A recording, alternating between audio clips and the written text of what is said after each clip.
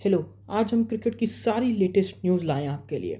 चलिए पहली न्यूज़ की तरफ चलते हैं। जिम्बाब्वे और पाकिस्तान का सेकेंड T20 खेला गया, जिसमें जिम्बाब्वे ने अपना इतिहास में सबसे लोएस्ट T20 स्कोर बनाया। वो हाईएस्ट T20 स्कोर भी उन्होंने बनाया था 344 फॉर 8। कोई नमीबिया शायद टीम थी। और लोएस्ट टोटल स्कोर भी जिम्बाब्वे ने अपना T20 में दर्ज कर लिया 53 और 57 ऑल आउट, जिसमें कि पाकिस्तान ने ऐसी पहली नेशन बन गई, टेस्ट प्लेइंग नेशन, जिन्होंने इस टारगेट को चेस कर लिया पावर प्ले ख़त्म होने से पहले। प्लेयर ऑफ द मैच बने सुफियान मुकीम, जिन्होंने 3 रन देके 5 विकेट लिए।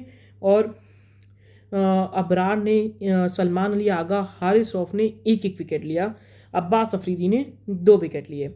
और पाकिस्तान ने 5.3 ओवर्स में 61 रन्स मार के मैच जीत लिया, जिसमें साइम अयूब ने 36 नॉट आउट और Umair Yusuf 22 run not out. चलिए दूसरी न्यूज़ की तरफ चलते हैं।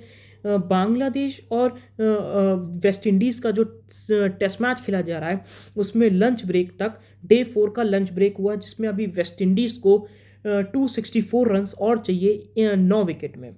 जिसमें पहले मैं आपको वेस्ट इंडीज़ की फर्स्ट इनिंग्स के बारे में बताता हूँ। मैंने बांग्लादेश की फर्स्ट इनिंग्स के बारे में प्रीवियस शो में डिस्कस कर रखा है, आप जाके देख सकते हैं। वेस्ट इंडीज़ की पहली इनिंग्स 146 ऑल आउट, जिसमें क्रैग ब्रैथवेट 39 और केसी कार्टी 40, बाकी सब सिंगल डिजिट पे आउट हुए हैं।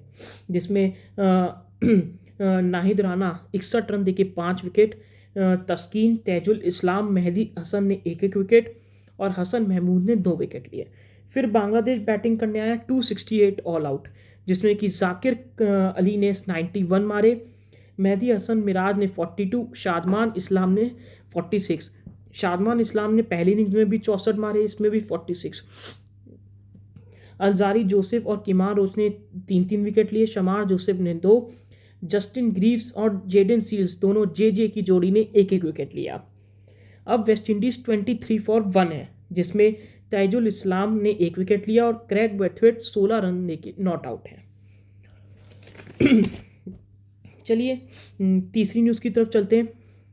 पाकिस्तान ने अपना एक्सपेक्टेड T20 स्क्वाड, जो कि साउथ अफ्रीका के अगेंस्ट है, जिसमें 3 T20, 3 ODI और 2 टेस्ट मैच खेले जाएंगे साउथ अफ्रीका में। जिसमें साउथ अफ्रीका ने पाकिस्तान ने अपना T20 का स्क्वाड जो है वो ऑलमोस्ट अनाउंस कर दिया। पहला T20 10 को खेला जाएगा, दूसरा 13 को, तीसरा 14 दिसंबर को। जिसमें कि 3 जो चेंजेस हैं, जिसमें कि फ़खर जमान वापसी कर रहे हैं T20, साइम अयूब और अबरार अहमद ये वापसी कर रहे हैं T20 में। अब मैं आपको पढ़ के बताता हूँ कि क्या हो सकता है उनका एक्सपेक्टेड स्क्वाड। अब्बास अफरीदी, शाहीन शाह अफरीदी वापस आ रहे हैं ऑस्ट्रेलिया टूर्स में, फिर जिम्बाब्वे में उनको रेस्ट दिया था, वो वापस आ रहे हैं। फ़खर जमान वापसी करें T20 स्क्वाड में। साइम अयूब, उन्होंने जिम्बाब्वे के अगेंस्ट जो परफॉर्मेंस दिखाई उसके बेस पे ऑस्ट्रेलिया में नहीं थे वो T20 में, जिम्बाब्वे में उनको डाला गया, उन्होंने परफॉर्म किया। अब वो साउथ अफ्रीका की टीम में भी T20 स्क्वाड में भी पाकिस्तान की तरफ से आ रहे हैं। अबरार अहमद ने बहुत अच्छी बॉलिंग कराई, वो आ रहे हैं। बाबर आजम वापसी कर रहे हैं, उनको भी रेस्ट दिया था जिम्बाब्वे सीरीज़ में। मोहम्मद रिजवान को T20 सीरीज़ से रेस्ट दिया था, वो भी वापसी कर रहे हैं। नसीम शाह वापसी कर रहे हैं। हारिस रऊफ तो खेल ही रहे हैं, तैयब ताहिर खेल ही रहे हैं, हसीबुल्ला, जानदाद खान, सलमान अली आगा, इरफान खान न्याजी, सुफियान मुकीम, उस्मान खान, ये पाकिस्तान का स्क्वाड है जो कि साउथ अफ्रीका के अगेंस्ट T20 में उतरेगा। जिसमें पहला T20 10 दिसंबर, दूसरा 13 दिसंबर, तीसरा 14 दिसंबर में। चलिए चौथी न्यूज़ की तरफ चलते हैं। जो संजीव गोयनका है, जो लखनऊ सुपर जायंट्स के मालिक हैं, उन्होंने कहा कि कप्तानी के लिए पंत कंफर्म नहीं है। जिस पंत को उन्होंने 27 करोड़ में लिया, आईपीएल के इतिहास के सबसे महंगे खिलाड़ी। मेरे ख्याल से आईपीएल क्या, पूरी जितनी भी लीग्स हैं वर्ल्ड में, चाहे साउथ अफ्रीका की लीग हो, ऑस्ट्रेलिया की लीग हो, पाकिस्तान की, इंग्लैंड की, ऋषभ पंत हाईएस्ट गए हैं 27 करोड़। तो संजीव गोयनका ने और वैसे भी संजीव गोयनका की विकेट कीपरिंग से जो करते हैं लोग, उनसे इतना अच्छा रिश्ता भी नहीं है। 2016 में एमएस धोनी को बनाया था, फिर 17 में निकाल दिया। फिर केएल राहुल को 2022 में 2024 में बनाया था कैप्टन। उनको उनसे मामलात ख़राब हो गए थे, लड़ाई हो गई थी केएल राहुल से। फिर कृणाल पांड्या को बनाया 23 में, क्योंकि राहुल चोटिल हो गए थे। अब क्या ऋषभ पंत भी उसी कैटेगरी में, इसीलिए चलिए जो गोयनका जी ने 4 नाम शॉर्टलिस्ट किए हैं, उसमें है एडन मार्करम। उनको इसलिए शॉर्टलिस्ट किया गया है क्योंकि साउथ अफ्रीका को 2024 के वर्ल्ड कप में फाइनल तक पहुंचाने वाले T20 में वो मार्करम थे कैप्टन। मिचेल मार्श ऑस्ट्रेलिया के कैप्टन हैं। निकोलस पूरन इसीलिए उनको कैप्टनसी के लिए कंसीडर किया जा रहा है क्योंकि वो एकमात्र प्लेयर हैं इन चारों में जो ऑप्शन है कि वो रिटेन किए गए हैं। ऋषभ पंत इसलिए है क्योंकि वो ऑब्वियस चॉइस लग रहे थे सबको, कि जब उन्होंने ऑक्शन में 27 करोड़ में ख़रीदा तो सबको लग रहा था कि ऋषभ पंत तो ऑब्वियस चॉइस है कैप्टनसी के लिए। लेकिन गोयनका जी अलग सिनेरियो में, उन्होंने ये 4 नाम शॉर्टलिस्ट किए, जिसमें कि मार्करम साउथ अफ्रीका के कैप्टन जो फाइनल तक ले गए, सेकंड ऋषभ पंत 27 करोड़ में ले गए। मिचेल मार्श ऑस्ट्रेलिया के कैप्टन है, इसीलिए निकोलस पूरन को रिटेन किया गया, इसलिए वो कैप्टनसी की कंसीडर किया जा सकते हैं।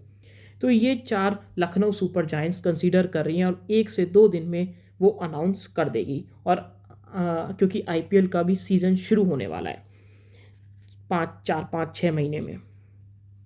चलिए 5वीं न्यूज़ की तरफ चलते हैं। बीसीसीआई ने पीसीबी का जो पार्टनरशिप फॉर्मूला है, जो मैंने आपको प्रीवियस शो में 2 से 3 शो में आपको आईसीसी का एक जो चैंपियंस ट्रॉफी का डिटेल में मैंने डिस्कस किए हुए हैं, सारे फॉर्मूले, सारे स्ट्रैटेजीज, जाके आप देख सकिए। तो उसमें मैंने बताया था पार्टनरशिप फॉर्मूला जो है, या न्यू फॉर्मूला जो पीसीबी लाया था आईसीसी को, आईसीसी ने बीसीसीआई को भेजा और बीसीसीआई ने उसको रिजेक्ट कर दिया है। अब इसमें पाकिस्तान 3 ऑप्शंस की तरफ जा सकता है। पहला ऑप्शन कि ओके ठीक है, हाँ हम जो हाइब्रिड मॉडल है हम उस पर मान लेते हैं और हम पाकिस्तान इंडिया खेलने आएगा 2026 में, 29 में, 31 में, ठीक है। तो दूसरा ऑप्शन कि चैंपियंस ट्रॉफी को पोस्टपोन कर दो, या फिर तीसरा option champions trophy Pakistan boycott कर दे। अब बॉयकॉट करने से पाकिस्तान को क्या नुकसान होगा, मैं आपको वो बताता हूँ। अब जो पाकिस्तान के जो बायलैटरल सीरीज़ के मिलते हैं 2 साल के राइट्स, मीडिया राइट्स, जो कि टेलीविज़न या कवरेज में जो भी वो दिखाते हैं, जैसे एड्स या फिर जो भी आपके दिखाते हैं टीवी पे, स्ट्रीमिंग पे, वो 100 करोड़ भी नहीं है बायलैट 2 साल के, जिसमें test matches, T20s, ODI, 100 crore भी नहीं है। और उन्होंने अपने स्टेडियम पे 1340 करोड़ लगाए हैं, 1340 करोड़ लगाए हैं, जिसमें 60% रेवेन्यू उन्होंने लाहौर में लगाया क्योंकि फाइनल वो होस्ट कर रहा है, इसलिए वो बेस्ट स्टेडियम होना चाहिए। कराची में 10%, 30% और 10% आपके रावलपिंडी में लगाया है। तो अगर बायकॉट कर देगा तो ये चैंपियंस ट्रॉफी का जो खर्चा है वो निकालना मुश्किल हो जाएगा। प्लस जो बाबर आजम, रिजवान, शाहिन शाह अफरीदी जो ए कैटेगरी के प्लेयर हैं, सेंट्रल कॉन्ट्रैक्ट महीना 40-40, 50-50 लाख लेते हैं, उनका खर्चा निकालना प्लस और भी जो एक्सपेंसेस हैं वो खर्चा निकालना मुश्किल हो जाएगा, क्योंकि 100 करोड़ भी नहीं है बायलैटरल के सीरीज़ के। मतलब कितनी बाइकआउट का तो उनका कैंसिल ही हो गया मेरे हिसाब से। तो बीसीसीआई ने जो साइलेंट अपनी चुप्पी दिखाई थी वो इसीलिए दिखाई थी वो एंड मोमेंट का इंतज़ार कर रहे थे। अब 5 दिसंबर को मीटिंग है, उन्होंने 3 दिसंबर की रात में बोल दिया कि हम एक्सेप्ट नहीं कर रहे हैं। अब एक दिन में क्या ले आएंगे पाकिस्तान फॉर्मूला, क्या आईसीसी कर देगा? इंडिया के बिना हो नहीं सकता इवेंट, पाकिस्तान के बिना हो नहीं सकता क्योंकि ब्रॉडकास्टर्स नहीं मानेंगे, और आईसीसी आपको पता ही है बीसीसीआई की तरफ झुका रहता है मनी की वजह से, पैसे की वजह से। पावरफुल बोर्ड है इंडिया। तो अब मुझे लगता है पाकिस्तान अगर अपना नुकसान नहीं कराना चाहती है और पाकिस्तान चाहती है कि चैम्पियंस ट्रॉफी हो, उनके खर्चे भी निकले और वो किसी भी हालत में अपना चैम्पियंस ट्रॉफी, क्योंकि 1996 के बाद पाकिस्तान कोई इवेंट होस्ट कर रही है, वो खोना भी नहीं चाहती है।